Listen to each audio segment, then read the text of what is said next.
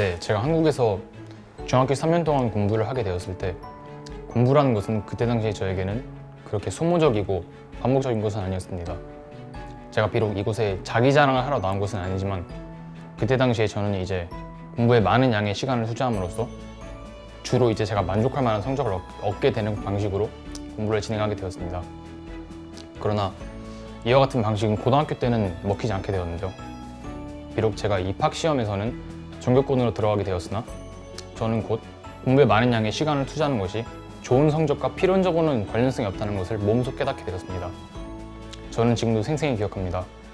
저는 매일 새벽 2시쯤에 독서실에서 나와 집으로 돌아가는 길에 이 반복적인 생활에 대해서 의문을 품으면서 한숨을 내쉬곤 하였습니다. 이런 생활이 반복되다가 고등학교 1학기 기말고사 결과가 나오게 되었는데요. 저의 이러한 내적 고뇌는 당연히 저의 결과에 반영되었습니다. 저희 부모님께서도 이제 저의 이러한 고뇌를 눈치채셨는지 저에게 싱가포르 유학을 권유하셨습니다. 초등학교 때 필리핀에서의 1년 반 정도의 유학 경험이 있긴 하나 그때 당시에 저에겐 싱가포르란 매우 생소한 나라였습니다. 부모님께서는 저에게 싱가포르란 교육의 질이 매우 높으며 청결하고 치안이 안전한 나라로 소개해 주셨고 저에게 있어서 좋은 기회가 될 것이라고 얘기하셨습니다. 저는 이제 그때 당시에 제가 가지고 있던 사고방식으로 계속 한국에서 공부를 계속한다면 저의 심신이 더 피폐해질 것 같아서 새로운 곳에서 새로운 시작을 하기로 마음먹었습니다. 따라서 저는 4학년 3학기 끝날 때쯤이라는 늦은 시기에 싱가포르 유학을 감행하게 된 것입니다. 일단 한국 공부라고만 해도 저희가 흔히 얘기하는 수능 공부만 있는 것은 아니며 이제 싱가포르 공부라고만 해도 저희가 흔히 얘기하는 IBDP만 있는 것은 아닙니다. 따라서 저는 이 질문에 대한 답변을 제가 이 두 나라에서의 경험한 것들을 바탕으로 드리도록 하겠습니다. 먼저 이것은 지극히 제 개인적인 생각이지만 한국 공부는 누가 더 교과서 내용을 잘 암기하는 것에 따라 성적의 우위가 갈린다고 생각합니다. 다시 말씀드리자면 교실 내에서 배운 것들이 실예의 적용이 잘 중요시되는 것 같지는 않습니다. 이와 반면에 싱가포르 공부는 단순히 교실 내에서 배운 것들이 교실 내에서 끝나는 것이 아니라 기사 분석이나 실험 등을 통해서 조금 더 고차원에서의 개념 적용이 이루어집니다.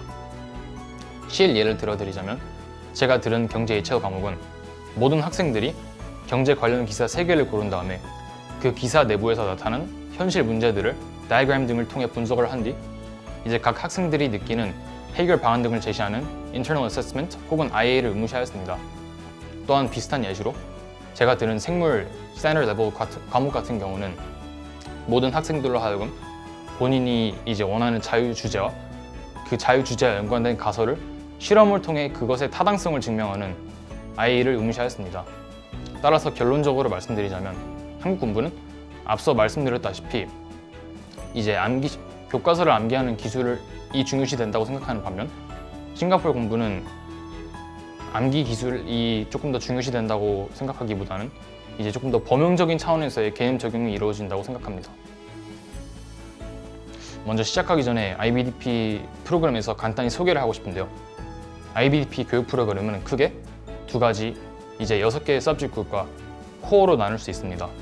먼저 서브젝트 그룹으로는 이제 저희가 흔히 얘기하는 이제 예술 등이나 수학 등이 있으며 학생들은 이 각 디비전마다 한 과목씩 총 6과목을 선택할 수 있습니다. 자세한 예를 들어드리자면 이제 저희가 흔히 말하는 Societies 안에는 이제 경제나 비즈니스, 역사 혹은 심리학 등의 10개 육박하는 과목이 있으며 학생들은 이 폭넓은 과목들 중에서 본인의 기호에 맞게 한 과목을 선택할 수 있기 때문에 그 과정에서 약간의 유동성이 존재한다고 생각합니다. 또한 제가 아는 한 IBDP의 모든 과목에는 조금 더 난이도가 높은 Higher Level과 그것보다 조금 더 아래인 Standard Level이 존재하기 때문에 학생들이 본인 기호에 맞게 난이도 분배를 할 수 있다고 생각합니다. 또한 제가 다른 학교는 어떻게 될지 모르겠으나 저희 학교 같은 경우는 이제 5학년 3학기까지 과목 변경을 허용하기 때문에 학생들이 만약에 본인에게 맞지 않은 과목을 골라 어려움을 겪고 있을 때 그것을 극복할 수 있는 플랜 B가 있다고 생각합니다. 또한 다음으로 코어에 대해서 간단히 말씀드리자면 코어는 3가지 TOK, EE 그리고 CAS로 이루어져 있습니다. 먼저 TOK는 여러 가지 지식들에 대한 논리적인 사고를 요하는 과목이며 아무래도 제 생각에는 처음 접하는 학생들에겐 조금 생소하게 느껴질 수 있다고 생각합니다. 그러나 여러 가지 지식들을 배울 수 있고 학생들은 이 여러 가지 지식들이 실제 예시들과 어떻게 연관이 되는지 끊임없이 탐구하고 연구하기 때문에 학생들로 하여금 비판적인 사고 능력을 기를 수 있다고 생각합니다. 다음으로 이의에 대해서 말씀드리자면 이의 같은 경우는 모든 학생들이 본인이 정한 자유 주제를 가지고 최대 4천자 에세이를 쓰는 것입니다. 이 때문에 제 개인적인 생각이지만 학생들이 본인들이 가지고 있는 생각을 조직화할 수 있는 능력을 기를 수 있다고 생각합니다. 또한 이건 역시 제 개인적인 생각이지만 제 생각에는 학생들이 이의를 통해 배울 참고 묻는 정리 기술이나 사이테이션 기술들이 학생들의 미래에 현실적으로 도움이 될 수 있다고 생각합니다. 저 역시 NUS에서 필수 쓰기 모듈을 할 때 이의를 쓸 때 배울 참고 묻는 정리 기술이 참 좋은 도움이 되었다라는 생각을 하였습니다. 마지막으로 CAS는 이제 모든 학생들에게 할당량이 있는 비학구적인 활동들이며 흔히 말하는 이제 creativity, activity 그리고 service 이렇게 세 가지의 도메인이 있습니다. 이것은 제 개인적인 생각이지만 CAS 활동들은 이제 주로 단체로 이루어지기 때문에 학생들로 하여금 협동 정신을 배울 수 있지 않을까라고 생각합니다. 결론적으로 말씀드리자면 IBEP 프로그램은 처음 접한 학생들에겐 학구적으로 조금 도전적일 수 있으나 제 생각이지만 약간의 유동성이 존재하고 또한 학생들로 하여금 그들의 장래에 현실적으로 도움이 될 수 있는 여러 기술을 배울 수 있다고 생각합니다. 아무래도 저도 이렇게 전면적으로 온라인 수업을 하는 것은 처음이기에 조금 생소한 것 같습니다. 일단 제가 말씀드리자면 NUS에서의 경쟁력 있는 교수님들 그리고 조교님의 가르침에 대해서는 불만이 없습니다. 하지만 아무래도 수업이 온라인으로 이루어지기 때문에 학생들과 교수님들과 조교님들 간 상호작용이 조금 부족하다고 생각하는 것은 사실입니다.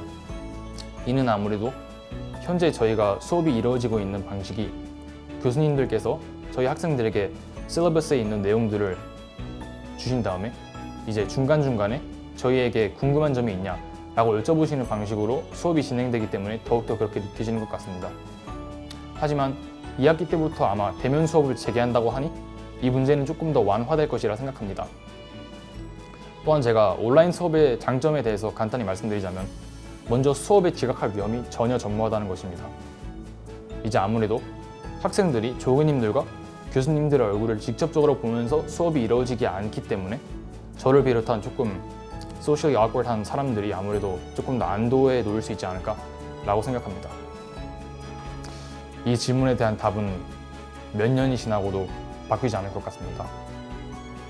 네, 제가 5학년 1학기 때 IB 필수 6과목을 정했을 때를 회상해보자면 마지막 한 과목은 마땅히 할 게 없어서 당시 저에게 가장 만만해 보였던 경제를 정했던 것이 기억이 납니다. 지금 되돌아보면 그때 당시 전혀 경제에 배경 지식이 없던 저에겐 참 무모했던 행동이었던 것 같습니다. 저는 수업 시간에 경제 선생님께서 말씀하시는 것이 전혀 이해가 되지 않았으며 이로 인해서 더욱 허무주의적으로 변하였고 저는 매 수업 시간마다 졸았습니다. 이는 당연히 저희 결과에 반영되었으며 저는 5학년 2학기 때 3점이라는 충격적인 점수를 받았습니다. 그러나 이때 당시만 해도 저는 그렇게 위기의식을 느끼지 않았으며 더 이상 여기서 나빠질 것은 없겠다 라는 무지한 사고를 하였습니다. 저는 당연히 틀렸었으며 저는 5학년 3학기 때 2점이라는 더욱 충격적인 그리고 최저의 점수를 받은 뒤 저의 능력과 저의 경쟁력 등에 대해서 끊임없이 의문을 품다가 결국 제가 성적을 올리기 위해서는 제 자신에 대한 전면적인 변화가 필요하겠다라는 생각을 하였습니다. 따라서 저는 경제 선생님께 찾아가 제가 단도직입적으로 성적을 어떻게 하면 올릴 수 있는지에 대한 방도를 여쭤보았습니다. 경제 선생님께서는 저에게 먼저 방과 후 보충 수업에 참여하고 그리고 수업 시간에 다뤄지는 다이그램 등의 이해가 매우 중요하다고 조언해 주셨습니다. 따라서 저는 이제 6학년 때 필름까지 정말 경제에 전념하였습니다. 저는 선생님께서 조언하신 대로 방과 후 수업에 참여하고 복습 후 노트 정리를 하고 매일 경제 에세이 최소 10개를 쓰는 등 정말 경제에 전념하였습니다. 비록 6학년 1학기와 2학기 때의 성적은 미약한 4점이었으나 저는 점점 경제관념을 이해하기 시작한 제 자신을 발견했고 정말 놀라웠습니다. 비록 6학년 1학기와 2학기 때의 성적은 미약한 4점이었으나 저는 점점 경제관념을 이해하기 시작한 제 자신이 놀랐고 그 과정에서 정말 기뻤습니다. 그리고 이러한 과정이 반복되던 도중 저는 프리림 시험을 치렀으며 그동안 받아보지 못한 6점이라는 점수를 받았습니다. 저는 정말 기뻤으며 노력이 저를 배반하지 않았구나 라는 사실을 안도하였습니다. 최종 시험 준비를 위해서는 저는 지금까지 했던 것 외에도 이제 전윤도 기출 문제들을 직접 시간을 재며 풀어보는 등 제 자신을 시험 상황에 조금 더 적응시키도록 노력하였습니다. 비록 최종 시험 결과는 7점 최저 문턱에서 1점 아까운 6점이었으나 저는 만족하였습니다. 이와 같이 저는 비록 처음에는 경제에 관심 및 배경 지식이 전혀 없던 열등생이었으나 반복적인 학습을 통해 배움을 즐거움을 알게 되었고 저는 지금 경제를 전공하기 위한 길에 놓여 있습니다. I mean, for those of y'all who haven't studied overseas before, then obviously this is going to be a very tough run. But bear in mind that there will always be people who care about you and people who got your back, whether it be your family members or your friends. And I also want to say that you shouldn't go out and feel entitled about everything, because at the end of the day, it's not going to be your family members or your friends who do your work. It's going to be you and yourself only. And I also want to add on, I also want to emphasize that no matter what they say, IB is a long-term game. Meaning that if someone around you, even if someone around you may shine for now, it doesn't really necessarily mean that things are going to be the same in the long run. So this also holds truth that what you strive for now will definitely pay off in the long run, if you get what I mean. I guess that's it from me. If I can do it, then I think pretty much anyone can do it.